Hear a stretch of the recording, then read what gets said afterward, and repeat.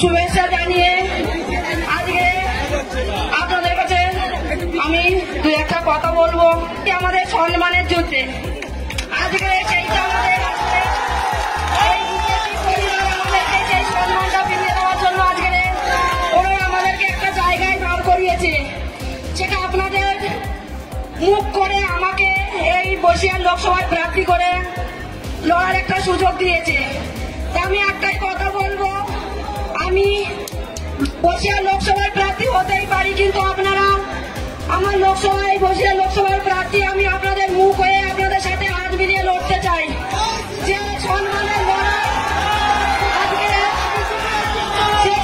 মতো মানুষেরা রাতের অন্ধকারে মা বোনদের তুলে এনে যে সম্মান আজকের রাস্তায় পেলে নষ্ট করেছে, সেই সম্মান দ্বিতীয় দিন না শেখ শাহজাহান ফিরে এসে নষ্ট করতে পারে।